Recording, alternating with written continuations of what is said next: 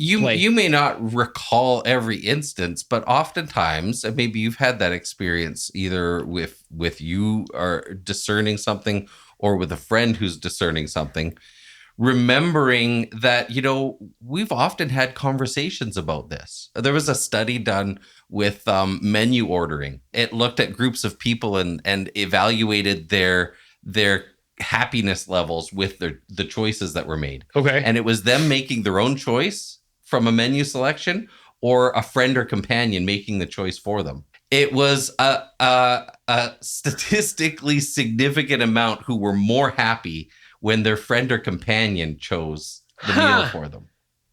Well, that is interesting. Isn't it? What mechanism did they propose accounted for that? What they were proposing is just that oftentimes other people in our lives know us and know our preferences better sometimes than we know ourselves.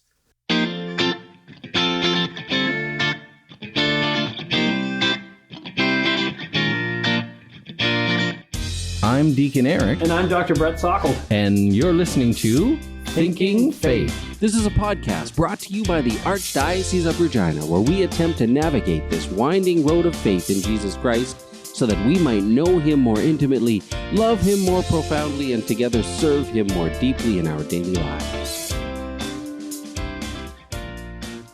Welcome, everyone, to the podcast and to our generic welcome to the podcast. Sometimes you need a generic welcome. Sometimes you do. Because you cut a recording in half and you only had a welcome at the first. At the first one. Yeah. So and we don't want to leave you unwelcomed. So welcome to our generic welcome. Welcome to our generic welcome. We either have a guest today, or we just kept talking the last time and didn't know when to stop. Right. So one of those. You're guaranteed it is one of those. We hope that you enjoy the show this week. So that's one. Now, I was thinking of another potential mechanism, which is you're likely to second guess yourself. Okay. But if you handed over something, see, this is one of the paradoxes of the spiritual life. When you hand over control, you sometimes find more freedom. Yeah. Right. And so we think we won't be free, so we have to hold on to things real tight. Yeah. But if you're like, surprise me, right? Yeah. Well, now I'm free. Yeah. Like, whatever you do, like, I'm not, and that there's the odd chance that they buy something just terrible. Mm-hmm. But that's actually pretty unlikely. If it's like on a menu, there's like 9 things out of 10 are probably fine. Yeah. Right. And 5 things out of 10 might be really good. Yeah. If you're even at an average restaurant, right? Like, presumably most of the food there is good. It's rare that one thing is so much better than all the other things that if you don't pick the one right thing, you have a terrible night. Yeah. Right. So granted those parameters, you hand over the choice to someone else and say, surprise me. You're in a space of a kind of spiritual freedom where you can just enjoy and appreciate whatever comes. Yeah. And I wonder if that's like, it could very well be part of the mechanism. And I would say, like, so from a discernment standpoint, like, if you are making some kind of decision and you're wanting, and you've taken the time to in prayer to ask Christ to be a part of this and help guide you through this and stuff. One of the first things I tell people to pray for is that grace of freedom. Right. That space of freedom is where you will be thinking most clearly and be able to most freely assess all of those things we were talking about before, right? How am I feeling about this? Which, do I experience these increases in the fruits of the Holy Spirit, or do I feel lacks or diminishments in those fruits of the Holy Spirit that might not so much indicate that you shouldn't do the thing, but at least indicate that you perhaps need more time to sit with the decision. Right. In that. A couple of other things that you could, like, so we're talking about these experiences and stuff like that. Repetition and seeking consistency can be really important guides for us as well. So if I am, and I'll often recommend people, like, pay attention to when you are in spaces where you experience God most particularly. Right? Or experience the Holy Spirit most particularly. So those spaces where you are naturally feeling contentment, where you're naturally feeling joy, increases in peace, right? I will often say, paying attention to how you are feeling about the particular question after receiving communion. Okay. The nice thing about that is you don't have to think about how close am I to Christ at this particular time, right? Communion is this side of the kingdom is one of the spaces where you are most closest. Right. So bringing it into those places that you already know are places of peace and freedom. And then asking the question, so how do I feel about this choice? Right. In this space. And doing that a few times. So Ignatius did this for himself when the Society of Jesus, it was brand new, and they were given the opportunity or made the offer to take on the administration of a number of parishes and churches and stuff. At that point, they had discerned that theirs was going to be an order of poverty. Right. And so Ignatius was like, well, does this means we're changing everything? And so he went for 5 masses. Okay. And he considered what should we do? Right. In this, and paid attention after that experience. How do I feel about this question? Right. And then he made his decision. And when he made his decision, he didn't get a lick of sleep that night. He was anxious. He was tossing. He was turning and stuff. He didn't say, well, that was the wrong decision. What he said was, I need 5 more masses. Interesting. Right. Well, I'm thinking that people who are discerning whether they should propose marriage, for example, have had these moments at Mass or before the Blessed Sacrament or something where the clarity comes. And I hadn't thought of it in these terms. If this is a place where I'm generally at peace, then it's good to bring the question into that space, right? And I think that's a good qualifier, generally at peace. Pay attention to those spaces where you experience that peacefulness, that gentleness, that that presumably is at Mass for most people, but it may not be. Right. And so that might not be the space for that particular question. Right. You can also imagine, if somebody else came to you with this choice, what would you tell them? Right. That was another exercise that Ignatius recommends for discernment. He has a couple of other interesting ones. He's like, so imagine you're on your deathbed. What do you wish you would have done? Right. Oh, so very imaginative. Very creative thing. Right? Yeah, it is. Right. Because he knows God gifted us all of this. These faculties. Right. So he's like, use them. Right. Imagine that. And then his other one is, imagine you're standing before Jesus at your final judgment. What do you hope to be able to tell him? Right. About what you chose. Right. So now I'm thinking of another kind of question. That's all very helpful. I'm thinking of something that maybe I should have said at the beginning that's kind of foundational, but it might be handy in leading to the next question. Okay. If I can remember what that one was. Well, you've got it written down. So presumably you can. So then, which is, don't imagine that there's always only one right thing to do. Yeah. You should never do something that's evil, right? Yeah. So there are clear things that you should not do. And it shouldn't be hard in general to discern, if something is evil, don't do it. Provided you know that it's evil. And that's right. Yeah. So having a well-formed conscience and all that kind of stuff that we talk about in moral theology. But when we're talking about life decisions, there are lots of situations where there's more than one good thing you could do. Yeah. And you don't need to agonize over getting that right. Yeah, getting the exact good thing. Right. So the church in moral theology, the church talks about areas that are matters of prudential judgment. Mm-hmm. Right? There are some areas where it's you should do this and you shouldn't do that. Full stop. Right. I would add in that. So you talked about things that are objectively evil, know are wrong things. Ignatius would also say situations where you would break an obligation that already exists. Okay. Would be a space where you would not, bring into a discernment question because you've already made the decision. You've committed to this thing. Right. Now we can imagine, there's 2 obligations that have suddenly come into conflict. Yeah. Okay. Then you have to make a discernment. But I mean, some of that would be, oftentimes I'll have conversations with people about, vocational questions and stuff, right? And it's like, well, if you've already made this commitment, right, it's unlikely that God is going to be asking you. God is going to be asking you to break that commitment. Right. Yeah. Right? You married this woman. Yeah. Yeah. That's you've already answered the question. Exactly. Right. Those kinds of things.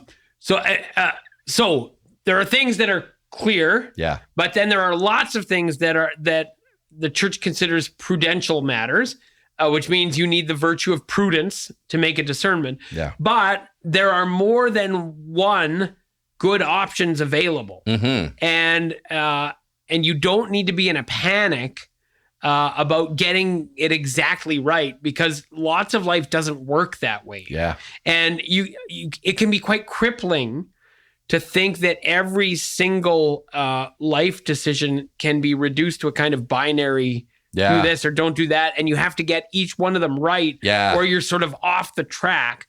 That's just not how life works, right? Yeah. And so, tonight, what am I gonna watch a movie or play a board game or go for a walk or what? Like, those are all good things. All good things. And I don't need to sweat it. I mean, those are slightly flippant examples, but you could get a little more serious. Get caught up in even something that, like, right? there's I'm a single guy in my early 20s. There's two girls who are kind of interesting to approach or talk to or see if there's something there with, right? Like, you don't have to panic that you picked the wrong one or something like that, You can just kind of do something that's good and then see what follows from that and trust that God will help you work it out. I would say on the heels of that too, recognizing that whatever you say yes to is going to result in no's to all the other things, right? Like, that's part of our finiteness, right? Is that we can't actually do everything. Go back in time and choose something else. Right? I have this with my kids, right? So you put kids in different activities when they're young. Yeah. And then when they're older, they develop a different interest that's not related to one of the things you gave. Okay, so very specifically, we never did like martial arts or whatever with our kids. And then Oscar went to high school and signed up for wrestling, and he loves it. Oh, now, nice. If he had done like judo when he was 6, it would have set him up. It would have set him up real well, right? Yeah. Well. Yeah, who knew that? There's just no way of knowing, exactly, right? You can always look back and say, "Oh, I could have done this or that." And like, like if my kids were raised in another family, they would have been exposed to different literature, different film, different activities, and so Toby just did really well at chess nationals. Mm-hmm. In another family, maybe he never gets into chess and he never has that achievement. Well, the same thing is true in reverse. There's probably some achievement that he would have had in another family that he's not getting in ours because of our particular circumstances and our own interests and personalities and whatever. And it's just like, if you want to play that game of like what your life could have been if. What ifs, it's a losing game. There's just no win, right? Yeah. So you just say, is this thing good? Yeah. It doesn't need to be better than every theoretical thing. Yeah. Is this good? If it's good, and you would like to do it? Yeah. Carry on. That's right. Right. Yeah. That's kind of a version of the Thomas Merton prayer. Right. Yeah. In that sense. Yeah. So it's related, I guess, to our first question too, right? Like, false expectations on ourselves and on the world that raise a bar that you can't meet is, let me be blunt, like a lie of the enemy. It is. Right? That's exactly right. It's actually a lie. Yeah. And if you believe that lie, you're going to get trapped in different ways in the spiritual life. Yeah. And so like living in with yourself and in the world as it is, and having space for some ambiguity and some distraction and somewhat, not panicking, I think is just good. And the best spiritual guides too are gentle. Yeah. They understand this kind of stuff. They don't, which doesn't mean we have low standards. No. Like, you don't try to be bad at something, but you still accept when you're not good at something. That's what I mean? Yeah. I think it's good. It's an important foundation to have practiced this in your personal prayer life. Okay. On a regular basis, right?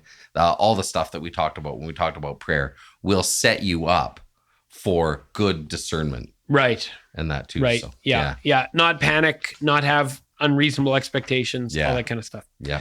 Okay, here's the last. This is a fun one. Okay. And so this is the last one for this show. Because it's kind of, these three are kind of grouped together. How do you actually live your life with as little bit of sin as possible? Yes. Please tell me, Eric, Brett. if you would. My gosh. How do we answer that? I don't know. I haven't managed. Yeah. Well, okay. I mean, you hope. You hope you are doing that, right? So miserable sinner that you are. Yeah, miserable sinner. There are still days when you've been less miserable and days when you've been more miserable. Yes. So tell me about the less miserable days. Miserable days. I would say the ways to sin the least.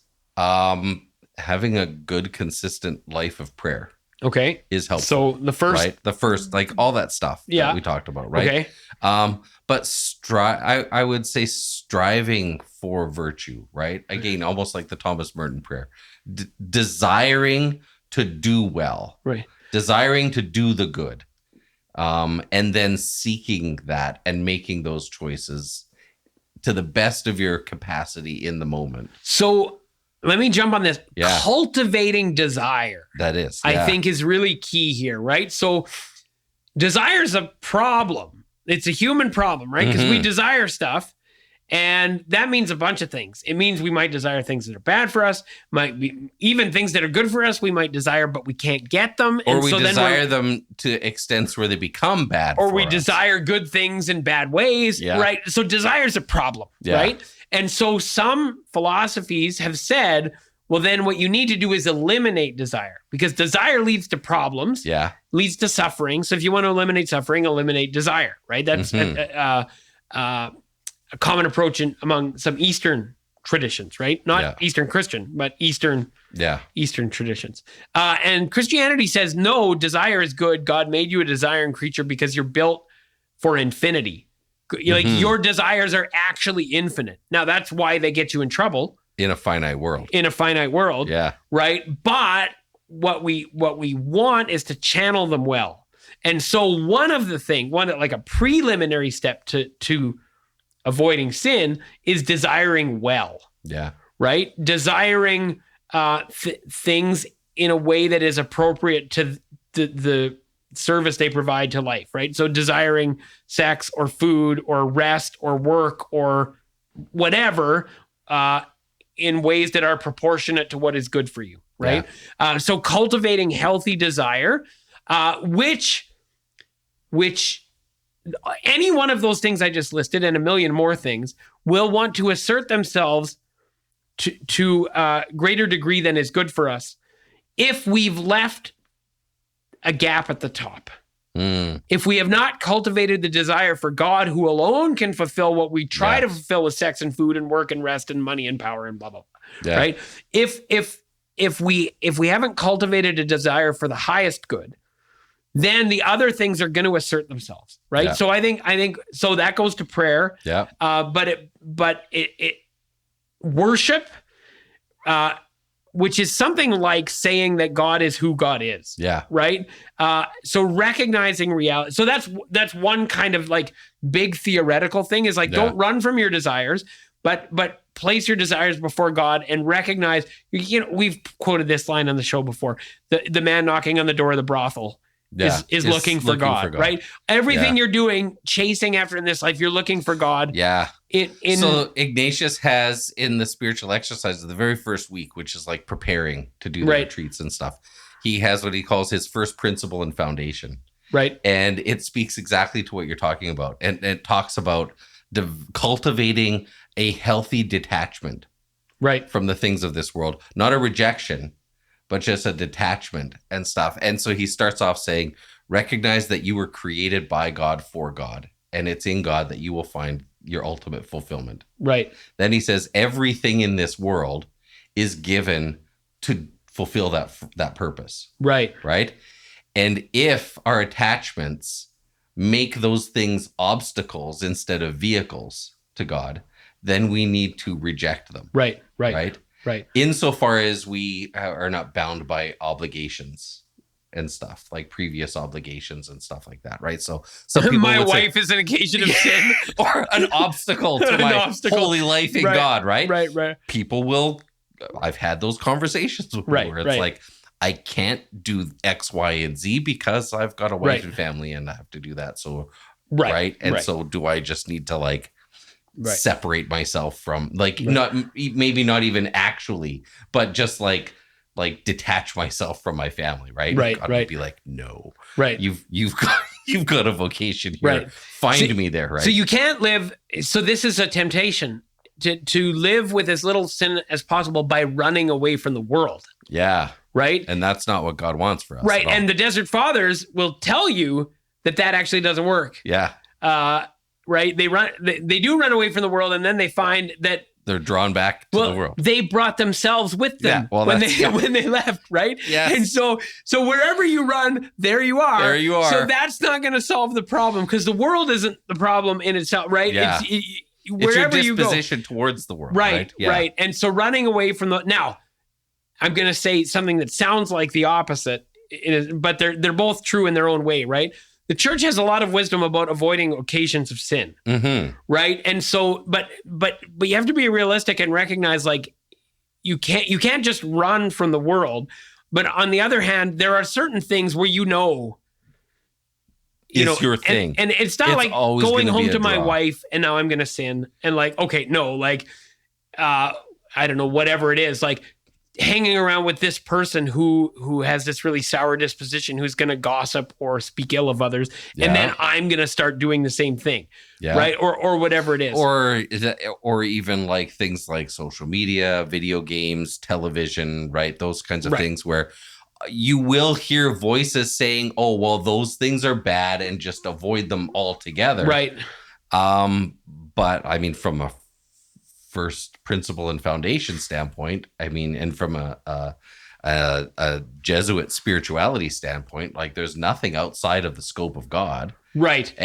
But how do we engage or disengage from those things? So let's take something like porn, right? Yeah. So in what way is that outside of the scope or not? So physical intimacy is not outside the scope. Exactly. Desiring, not just like physical touch, but also like the emotional, like connection of wanting, desiring and being desired, and all those are all good. Exactly. Right? In porn, they're packaged in a way that can never be good. Exactly. Right. So that it's good things that are packaged in a bad package that can't be redeemed as such. But if you are just... But intimacy, desire, all those things can be redeemed. Yeah. So the trap of something like pornography is, I just beat myself up with guilt and shame, and I never stop to ask, what is it that I'm actually What am I looking for? Right. Right? And that is what starts to reset the desire. Yeah. So research is pretty clear on this. We think that what we want from porn is like physical release or whatever, right? Like, so I want to see sexy things and have an orgasm, right? Yeah. And that's like a tiny piece of it. Because what's actually going on? What's really going on is loneliness, wanting to feel desired, like all these kinds of things, right? And so it's not, so you can't fix it by like, this goes back to the first thing, right? Cultivating desire for God, because here's one way you can't sin as little as possible: white knuckle your way through life. Yeah. That right. Willpower is a finite resource. Yeah. I don't want to say you can't use willpower, because we do need to build our willpower, and it's a good thing, but it is a finite resource. And if you tax it beyond what it can take, it will fail, right? If you think about however many push-ups you can do, right? Let's say you can do 12 push-ups. Great, do them. But you will get to a point where you can't do another push-up. And willpower works like that. So willpower, I don't want to say don't use it, don't cultivate it, whatever. Yeah. Like absolutely, we need willpower and we should build it. But we're naive if we think willpower is infinite and the solution to our problem is to just get more and more of it, because eventually it fails. Yeah. No matter what, it will fail. We know this from 25 different angles. We know, for example, that torture just works. Right? Yeah. Like we are so good at torture that there are things that you just can't hold out against. You will cave, right? And same thing with subjecting yourself to different kinds of things and relying on willpower. You can rely on willpower in the short term, and you need to know what your limits are, and it will fail. And so, relatedly, if willpower can't be the solution to sin, then we need other things like avoiding occasions of sin, right? So not putting yourself in positions where you get yourself in trouble. But here's a couple other ones. One is having friends and other people, right? Spiritual director, confessor, whatever. Yeah. Having accountability in your life, having a person you can talk to about what's going on. Yeah. Because Bible says very clearly that sin loves the dark. Yep. Right. And so if you don't have anyone to talk to about your struggle, then the chance of it being overcome by your willpower, like virtually zero. Yeah. So being able to, having people you can trust, you can be honest with, you can share your struggles, huge part of overcoming sin, or just sinning less often than you would. And the way otherwise. you know that that's the solution is because the inclination is to keep it a secret. Right. And that is what creates the kind of trap for yourself, right? And the devil wants you to think that you're the only person who has this problem, and so you should be ashamed. Yeah. And now think, this is the thing. When you hear about someone else who has your problem, you're like, oh yeah, well that's normal. That's a human struggle. Like we expect so much harsher judgment on ourselves than we give to others most of the time. So if you notice that when you see how you would react to someone else who disclosed their struggles, there's a very good chance that's how people would react to you, and it's usually not that bad. Yeah, we imagine it to be much worse than it is. So to have accountability partners, have people you can talk to, people you can trust. Maybe that's a spouse, maybe that's a friend, maybe that's a confessor, but not letting it hide in the dark is a big one.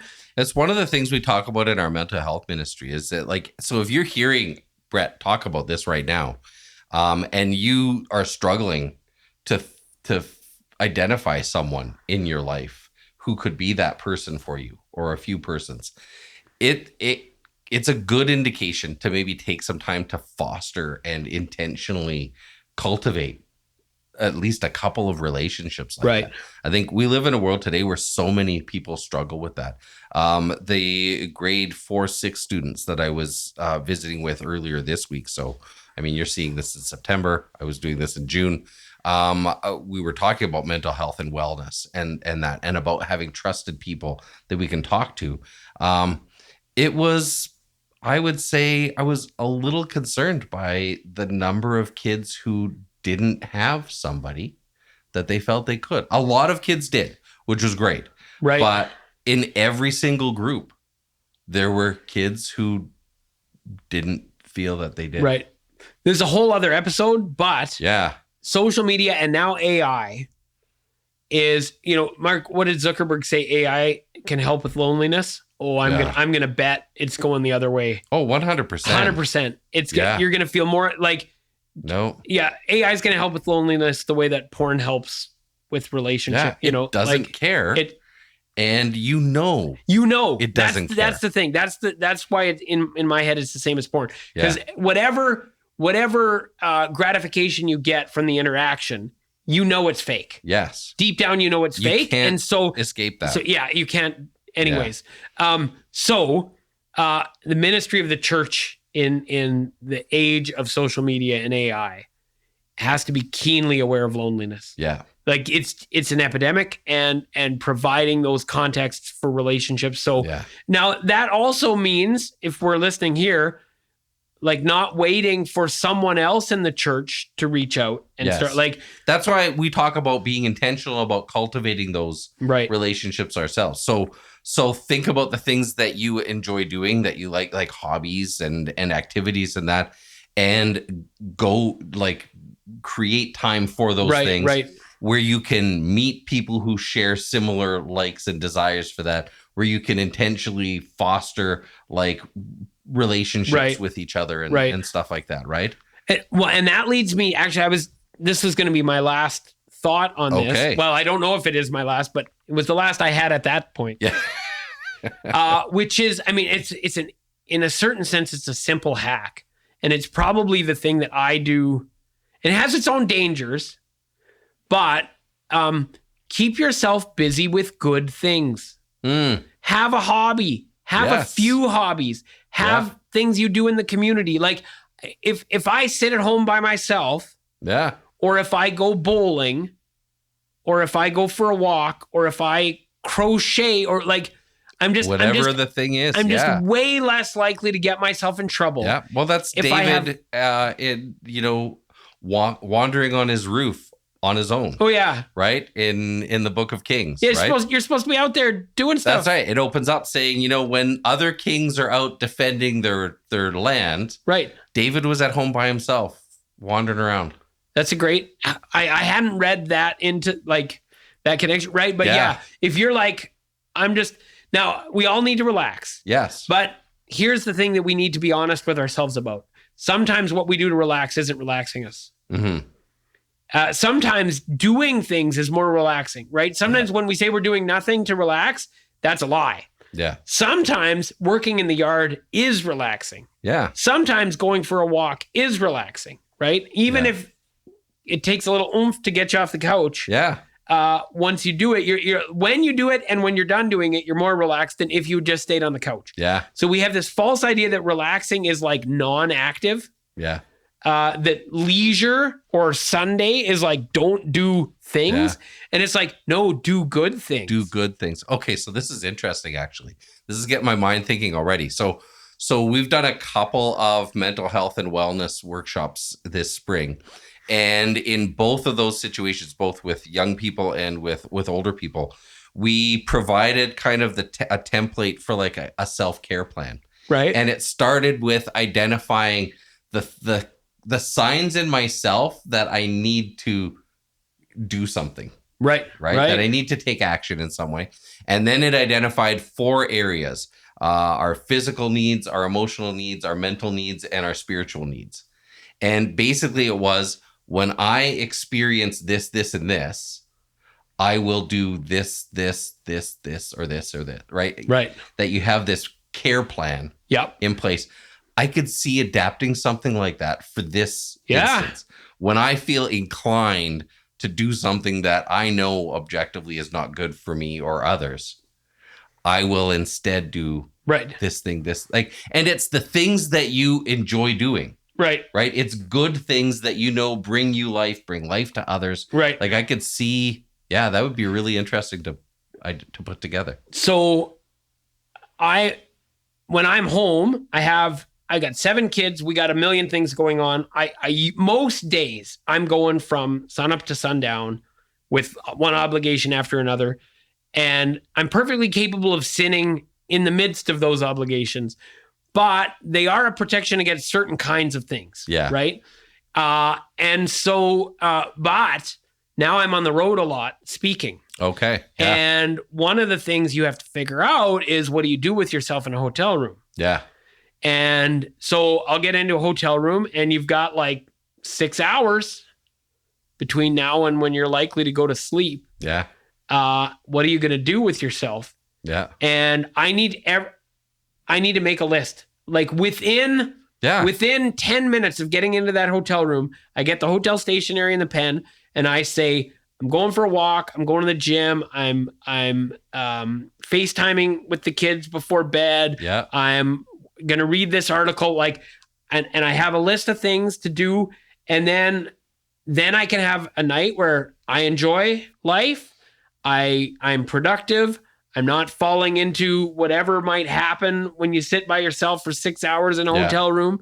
And it's just having things to do. And then like you feel great. Like you're like, so one of the things I'm like, I was going to try the like one more push-up every day paradigm, you know? Oh, okay. Right. And so then you just do it and then you cross it off the list and you're like, I did the thing. Now I learned that when you're 45, see, I did the one more push-up every day when I was like 19. Nice. And I actually got to the point where I gave up before I couldn't do one more push-up every day.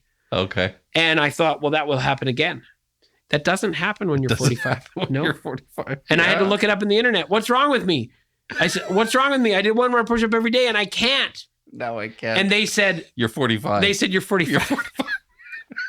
I love it. ChatGPT was like, you're 45 and that's normal when you're 45. Because when you're 19, you don't need rest days. Yeah. And when you're 45, you need rest days. You need rest days. Anyway. Yeah, you do. Okay. Yeah. Little sideline. No. But the point is having goals, having hobbies, having activities, having a plan for what you're going to do with your time is like a huge thing for living with less sin. Mm-hmm. Yeah, like, I think that's great. For me, anyway, that's probably the single biggest thing for me is like, be too busy with good things to really screw this up. And so paying attention to the kinds of good things that reinvigorate you, that bring you life, we jump back to the prayer stuff, right? That where you experience those increases in the fruits of the Holy Spirit. Right. Because those kinds of things will bring you that peace, that gentleness, that self-control. Right. As one of the gifts of the Holy Spirit and stuff too. So yeah. Well, I should mention that as an aside. Well, it's kind of related. Goes to accountability. Mm-hmm. Since a lot of our sinning is on the internet. Yeah. Whether it's like we've already talked about porn, but like even just like wasting time, losing time, right? Or feeding your mind with garbage that makes you anxious and angry. We used to talk or whatever. in the 80s and early 90s. We used to talk about like people losing time because of alien abductions. Right. Yeah. Now it's happening just because of Facebook and the internet. Right. So one thing that you might try if the internet is a struggle for you, which like I've never met someone who it's not, is I use an internet blocker. Yeah, that I can set different. So this is occasions of sin, right? Yeah. This goes back to occasions of sin, where I can conform it quite well to like during these time blocks I'm allowed access to these kinds of sites or not or whatever, and like whether you're at work or whether you're on the road or in a hotel or whatever, and if you're like, I would play Bubble Tank Tower Defense for 6 hours. I would. Okay. Right. You don't I've never need to. played it. No, and you don't need to. But you don't need the point is, like, it's always easy to play one more round rather than do the thing on my list. In games like that, I mean, they're designed to egg you on. This is all of these games are like the social media, the games, everything is designed for one more, right? Yeah. And when my internet blocker kicks in. Yeah. Right. So let's say I'm in the middle of a round and the blocker kicks in and is like, this page has been blocked. Done. And at first you're like frustrated. And in literally 2 seconds, you're actually relieved. Yeah. You experience that freedom. Oh, I can do those push-ups now. Yeah. I can FaceTime the kids now. Like, so like really practical hack. Yeah. Like internet block. I use cold turkey. So knowing yourself and it putting into place those kinds of things that can offset where your predilections might run you. Yeah.